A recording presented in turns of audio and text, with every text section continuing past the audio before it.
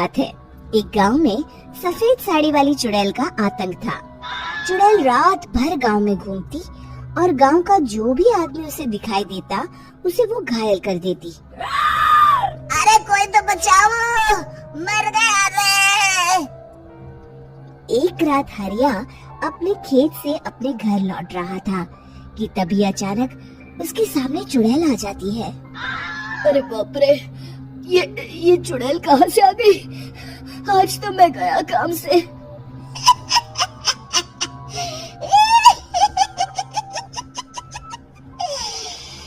आज मुझे मेरा शिकार मिल गया। अरे चुड़ैल दीदी, मुझे छोड़ दो।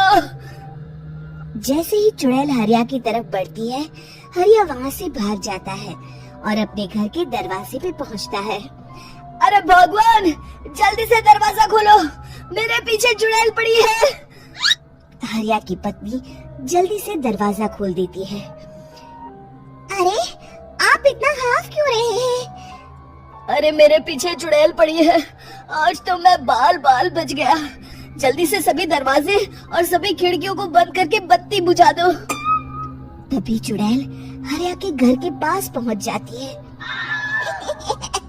अरे वो आदमी कहाँ गायब हो गया? मैं भी देखती हूँ आखिर कब तक बचेगा। मैं अपने शिकार को इतनी आसानी से नहीं छोड़ती। इतना कहकर चुड़ैल वहाँ से चली जाती है। वहीं दूसरी तरफ हरिया और उसकी पत्नी दोनों अपने घर की खिड़की से ये सब देख रहे होते हैं।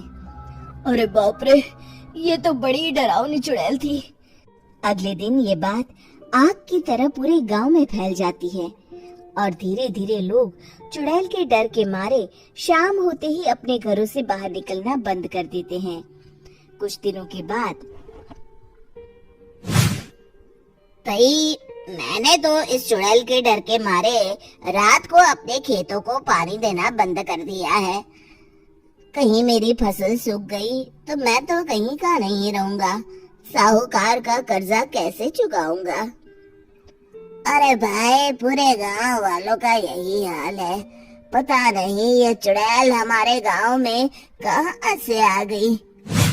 फिर एक दिन गांव के पास वाली नदी के किनारे एक बहुत बड़े तांत्रिक के आने की बात कुछ गांव वालों को पता चलती है। वो लोग जाके ये बात गांव के मुखिया को बताते हैं।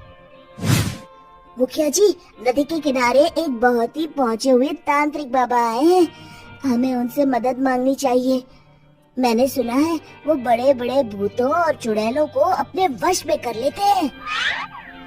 मुखिया जी सभी गांव वालों को लेकर उस तांत्रिक के पास पहुंच जाते हैं। ओम फट स्वाहा, ओम फट स्वाहा। तभी तांत्रिक अपनी बंद आंखों को खोलकर कहता है, क्या बात है? तुम सब लोग यहाँ क्यों आए हो? मुखिया जी उस तांत्रिक को सारी बात बता देते हैं। अच्छा, तो ये बात है। और तांत्रिक अपनी आंखों को बंद कर लेता है। मैं देख रहा हूँ तुम्हारे पूर्वजों ने बहुत पाप किए थे, जिससे गांव अब श्रापित हो चुका है। उसी के फल स्वरूप तुम्हारे गांव में चुड़ैल आई है। ये चुड़ैल बहुत खतरनाक है, ये किसी को नहीं छोड़ेगी। हे भगवान, मर गए रे, अब क्या होगा? तभी गांव के मुखिया जी कहते हैं, बाबा, इस चुड़ैल से हम सबको बचा लीजिए, कोई तो उपाय होगा। इसका सिर्फ एक ही उपाय है, सभी गांव वालों को बारी बारी हर दिन अपनी आधी फसल उस पहाड़ी के ऊपर बनी काली गुफा में छोड़ के आनी होगी। तभी उस चुड़ैल की भूख मिटेगी और श्राप का प्रभाव खत्म हो जाएगा और तुम सब जिंदा बच जाओगे। सभी गांव वाले उस तांत्रिक की बात को मान लेते हैं और वहां से चले जाते हैं। फिर अगले दिन से रोज उस गांव के लोग बारी बारी से अपनी आधी फसल उस काली गुफा के पास जाकर रखाते। कुछ दिनों बाद हरिया की बारी आती है। बाप रे, आज तो मेरी बारी है उस काली गुफा में जाने की। क्या करूं? वो तो बड़ी खतरनाक चुड़ैल है। मेरे तो हाथ पैर कांप रहे हैं। फिर हरिया डरते डरते अनाज की बोरियां अपनी बैलगाड़ी में लाद देता है।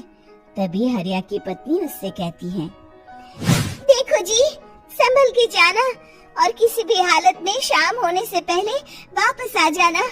उस चुड़ैल का कोई भरोसा नहीं है जी। हरिया बैलगाड़ी में बैठते हुए कहता है, भगवान, मैं क्या वापस आऊंगा? लगता है अब तो मेरी खबर ही आएगी। इतना कहकर हरिया वहाँ से चला जाता है। रास्ते में जंगल से गुजरते हुए हरिया की बैलगाड़ी का एक चक्का बड़े गड्ढे में फंस जाता है। हे भगवान, अब ये क्या मुसीबत है? हरिया नीचे उतर के पूरी ताकत से अपनी बैलगाड़ी को गड्ढे से निकालने की कोशिश करता है। बहुत देर मेहनत करने के बाद हरिया की बैलगाड़ी उस गड्ढे से बाहर निकल जाती है। हे भगवान, अब तो शाम होने वाली है। आज तो मैं गया काम से। जैसे तैसे हरिया काली गुफा में पहुंच जाता है। अरे मर गया रे, यहाँ तो चारों तरफ डरावना माहौल है। मैंने यहाँ आने में बहुत देर कर दी, कहीं चुड़ैल नाराज ना हो जाए। हरिया अनाज की बोरियां वहाँ रख के जैसे ही जाने लगता है, तभी उसे किसी के आने की आवाज सुनाई देती है। हरिया एक कोने में छुपकर अंदर देखने लगता है। चुड़ैल वहाँ आती है और फिर अपने चेहरे से नकली चुड़ैल का मुखौटा निकाल देती है। हरिया ये देख के हक्का बक्का रह जाता है। तभी चुड़ैल कहती है, भैया यहाँ आना, आज तो बहुत अनाज आया है। इसे मिलाकर अब हमारे पास ढेर सारा अनाज जमा हो गया है। कल ही हम इसे शहर में बेच आएंगे और माला माल हो जाएंगे। तभी अंदर से नदी के किनारे वाला तांत्रिक बाहर आता है। अरे, ये तो तांत्रिक बाबा है। हाँ, अब तो हम दोनों की जिंदगी मजे में कटेगी। गांव वालों को बेवकूफ बनाना इतना भी मुश्किल नहीं था। लोग तो तुम्हें सच में असली चुड़ैल समझते हैं। हाँ, तुमने सही कहा। अब ये गांव वाले चुड़ैल के डर से जिंदगी भर इस काली गुफा में अनाज पहुंचाते रहेंगे। अच्छा, तो ये बात है। ये दोनों पूरे गांव वालों को बेवकूफ बना रहे हैं। अभी जाकर सबको बताता हूँ। हरिया उन दोनों की पूरी बातें सुन लेता है और जल्दी से वापस गांव में आता है। गांव वालों को पूरी बात बता देता है। इससे पहले वो दोनों हमारा अनाज लेकर शहर जाए, हमें उन दोनों को पकड़ना होगा। उधर दूसरी तरफ नकली तांत्रिक और नकली चुड़ैल बनी औरत एक बड़ी गाड़ी में सारा अनाज लाद के वहाँ से निकलने की तैयारी कर रहे होते हैं।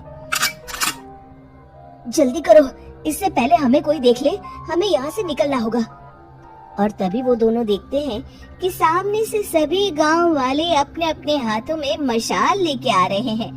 दोनों बुरी तरह डर जाते हैं। रुक जाओ, तुम दोनों का भांडा फूट चुका है।